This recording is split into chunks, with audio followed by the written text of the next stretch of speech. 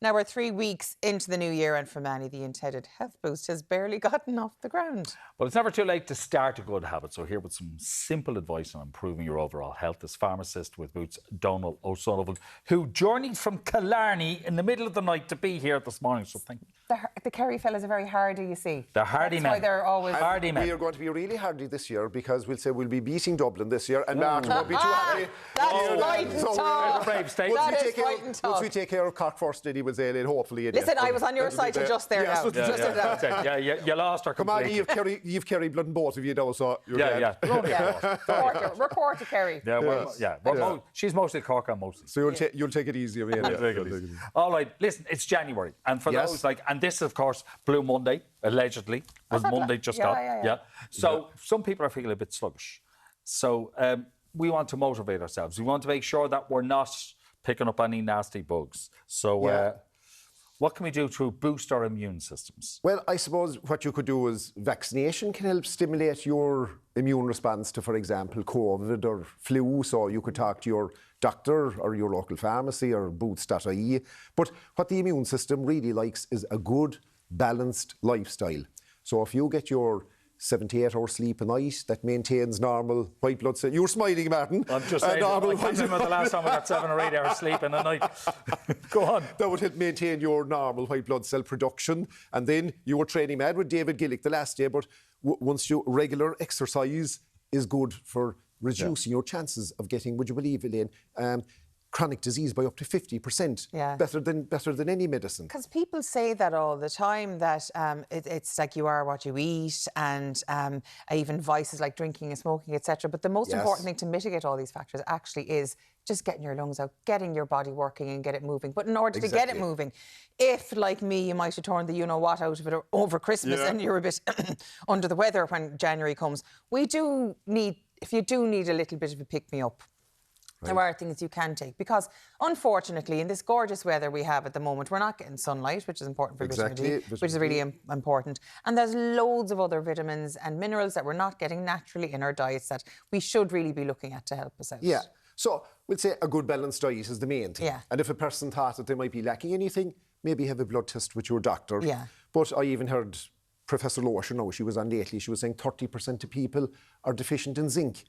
And if you go on hse.ie, they're recommending that we should all be taking vitamin D, especially during the dark months. And then other people, then, for example, now, if you were vegetarian or vegan, you might have to keep an eye on your B vitamins and iron. The fat-soluble ones that you don't normally get. And smokers can have lower levels of certain vitamins and minerals too.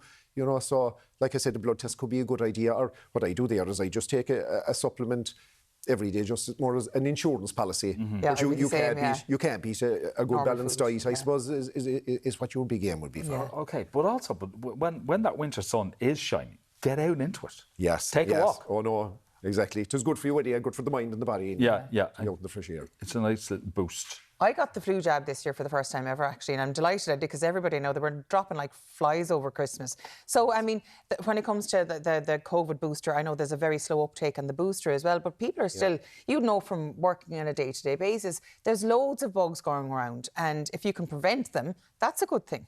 I suppose, unfortunately, you see what happens at Christmas. We're socialising more, people are travelling more, we're indoors.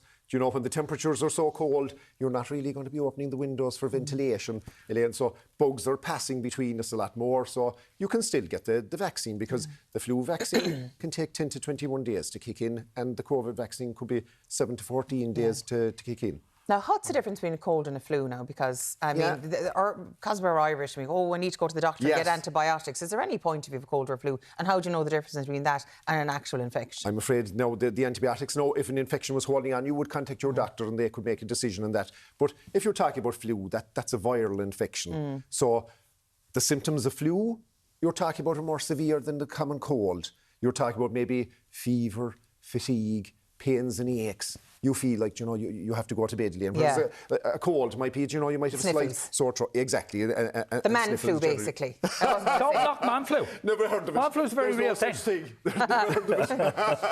No, but a cold will take a few days to kick in, whereas the flu will kind of hit you quite quick. Like I said, no, you might be heading for bed in here for the Not me. I'll soldier through. But the thing about the flu is, this strain of flu, it seems to be kind of hanging on to people for a few weeks. Gee, like COVID would be gone quicker than this flu would be. Yeah. No, if an infection is holding on a good bit, you're better maybe to contact your doctor in that case. They might just have it could have gone from viral to bacterial in that case, and pneumonia or something like that. If there are any complications setting in. Now, I'm looking at these things yesterday, and I wish I didn't go to my chemist because I bought all these. I could have just robbed them off you.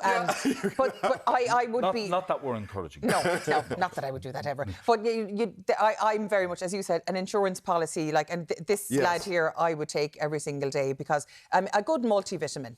It's a good idea to get a good quality one because some of them are absolutely useless and you're not going to get what it says on the tin because the regulation would be lax. So, like, what ones would you recommend? So, we'll say you're picking that product there now, the Immuno 10. So, you would have 10 micrograms of vitamin D in it. So, we know that that's good for our immune system and for our bones.